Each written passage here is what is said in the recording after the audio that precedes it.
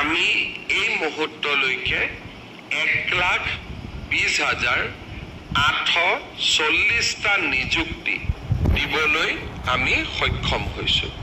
অৰ্থাৎ 2021 চনৰ পৰা 1,20,000 যুৱক যুৱতীয়ে চৰকাৰী চাকৰি পাবলৈ সক্ষম হৈছে।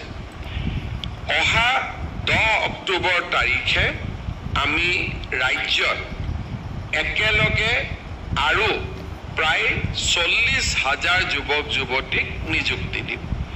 নিৰ্বাচনৰ সময়ত আমি ৰাইজক প্ৰতিশ্ৰুতি দিছিলোঁ যে আমাৰ চৰকাৰ ক্ষমতালৈ আহিলে আমি 1,00,000 যুৱক যুৱতীক স্বচ্ছতাৰে নিযুক্তি দিম।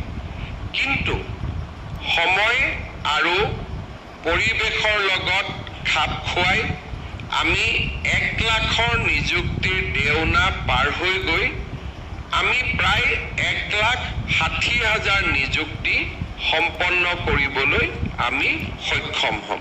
এই গোটেইকেইটা নিযুক্তিৰ আটাইতকৈ উল্লেখযোগ্য দিশটো হৈছে যে আমাৰ চৰকাৰে এতিয়ালৈকে কৰা নিযুক্তিত এটা নিযুক্তিৰ বিৰুদ্ধেও উচ্চ ন্যায়ালয়ত বা আন ন্যায়ালয়ত আবেদন হোৱা নাই।